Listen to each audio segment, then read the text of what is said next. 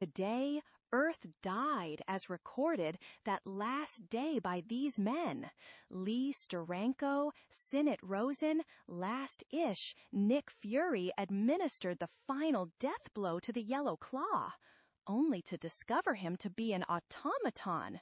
With the aid of a prototype warp vest, he has returned to Earth, leaving the humanoid lost forever in the void of outer space. Now, he again keeps a lonely vigil as the director of S.H.I.E.L.D. Yet the last encounter still haunts him. I just don't get it. Seems like we were all victims of some kind of game. Hide and seek, S.H.I.E.L.D. and the Yellow Claw? It's crazy. Maybe we'll never know what was behind it all. They say all the world's a stage. Hey, gotta finish dictating this letter to Jimmy Woo. So, like I said, the Claw, his flunkies, and the girl were robots. Could be she was the one you knew back in the 50s. But maybe not. Who can say? I know just how you feel, 'cause it happened to me, too, a long time ago. But it's over and done with now, so I'm asking you to consider my request. No matter how you feel about me, think of what you could be doing for Uncle Sam. I'll be waiting to hear from Z. Attention, Colonel Fury. Report just received that S.H.I.E.L.D's on red alert. Aerial phenomenon sighted above the city, Colonel Fury. Nick.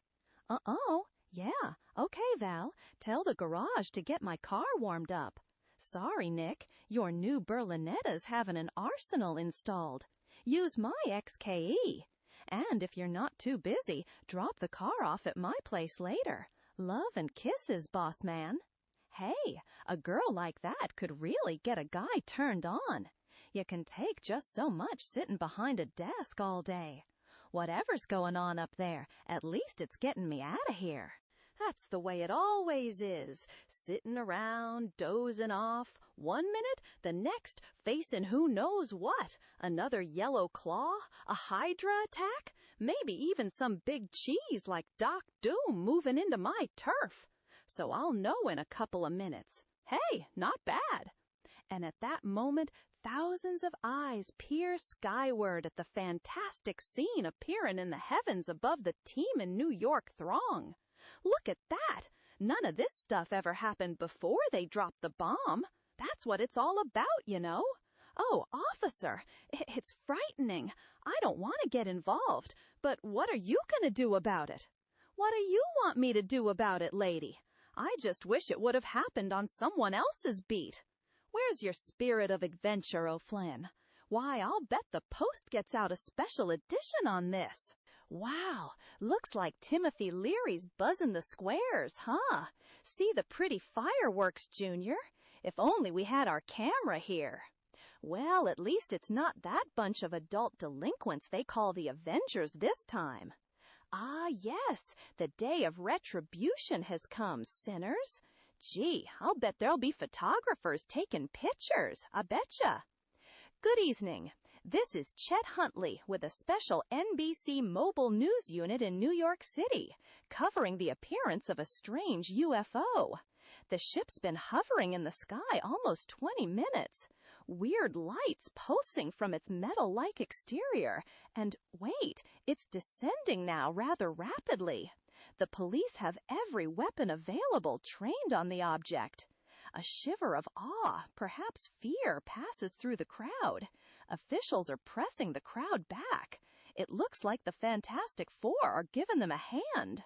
We can see the ship clearly now. It seems to be of alien design. Thousands of spectators are holding their breath.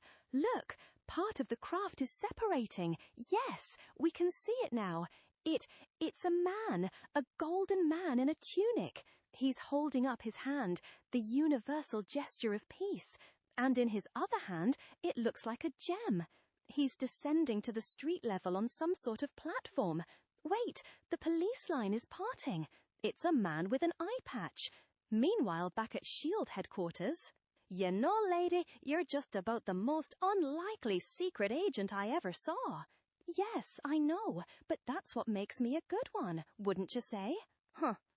Yeah, guess I would. Oh, you know what I mean. I saw you carrying into those baddies the Yellow Claw had lined up, but there I go again, gabbing about him like he was a real man. Funny, though, Nick ain't been the same since. Kinda keeps to himself lately. Do you suppose you'd be the same after a trip to hyperspace? Yeah, you're probably right. He's got a, uh-oh, there goes our priority signal. Let's go, Countess.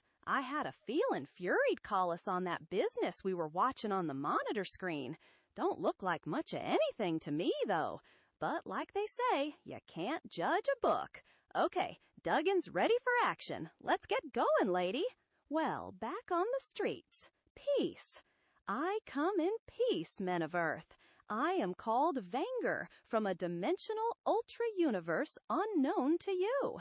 The elders of my race have ruled upon a galactic edict to grant you the means to banish all hatred, crime, war, and violence forever. Too long has your civilization endured the unendurable. Thus, Earthlings, I give you the Prism of Miracles. A cosmic gem of uncommon wonder. Well, I guess that's up to me, mister. I'll see it gets into the right hands. Very well, Earthman. Simply peer into the purple iris, and your every wish shall materialize. Never again will a single human be found wanting. Like I said, I'll see it gets to the right folks. Now, s'pose we get off of the street before that mob panics. How about your ship? Looks like we got here right on the button, lady. Looks that way, Dugan. Colonel Fury's getting into the craft. I doubt it, but let's see if he needs us. Val, dum-dum, what'd you do? Take the bus? Hustle it up, will ya? It ain't every day we get a visitor like this one. Got here as soon as we could, Nick. The traffic's frozen on the streets. We heard what he said, but we'll call it a woman's intuition. But I have a feeling, Nick, something's not quite what it should be. I'm hip, baby. Look around ya. The gadgets, the chairs, alien. They just ain't made for the human body. Got your image scanner with ya? Use it. I don't understand. Is something wrong? What is it, Earthling? What is it? Gasp! And in another section of Manhattan, a tall figure in an oriental robe watches the shield ramrod on a miniature vid receptor. Fury speaking. Guess I ought to be talking to you face to face, but I got a pile of desk work here, so I'm sending this VidCom tape instead. Been talking to some of the SHIELD boys about making Jimmy Woo a part our team, and got a mixed reaction. A couple of 'em got the idea you still wrapped up about the girl. They think I'd be taking a chance getting you into SHIELD, 'cause you still got it in for me, but I figure they got it wrong. I got your records in front of me now. Looks like you been caught out to be a SHIELD agent. Course, I can't make up your mind for you, but I got a hunch the FBI's loss would be our gain. So, like I said. But at that very instant, the alien stranger realizes his human guise has been penetrated, and with a mere gesture releases a horrifying bolt of lethal energy at those standing before him. No, both of 'em, charred to a pile of ashes. It had to be done, for they had discovered my secret. No one must know before my mission is accomplished. Theirs was a quick death. Now you are next, Earthling. Maybe, Mr. Whatever you are. But first, I swear I'm gonna kill you for what you just did. So, maybe I can't stop you from blasting me with one of them lightning bolts. But this mold cocoon pellet'll do the job all right. In another second, you'll be... Huh? That headband? No use making a grab for it, creep. You'll never make it now. But nothing's stopping me from taking it myself and choke. Dot. And as Fury rips the thin circle of metal from the alien's head, he goes through an unbelievable mutation, shrinking, writhing, changing, twisting, growing, until he emerges in his true form, an undescribable creature from another dimension. The headband. It turned him into a human. Can it turn me into an alien? Some kind of monster like him, but bigger and stronger. Can it? Then, a split microsecond later, the being that was once Colonel Fury is gone, and in his place, a gigantic figure far beyond description of mere human words. A figure that lashes out in a savage frenzy, beginning a spine-chilling duel of unearthly gargoyle. You are too late. Even if you could have defeated me, you're too late. You see, the Prism of Miracles is a world-killing machine, and the purpose of my race is to eliminate all life, everywhere. Listen, already greedy Earthlings have turned on the machine and begun to upset the balance of your universe. It is all over, all over. Come on, wake up, Nick. You're dreaming. It is all over now. No, it. Huh? Duggan, it's you. Hey, it's really you? What do you mean? Duggan, it's really you.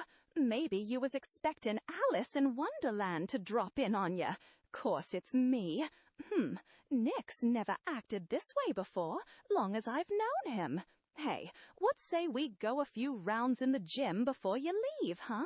How about it, Nick? Come on, get ya loosened up, huh? Just a couple, huh? Man, what a dream. Must be these new cigars I've been smoking. Have a heart, Duggan. I'll be lucky if I can make it home. Gotta sack out. Well, have it your own way. Oh yeah, for it slips my mind. Val told me to tell you some kind of UFO or something's been spotted. Probably nothing, though. I told him you'd be down in the gym. Sure you won't change your mind, huh? What do you say, huh? Come on.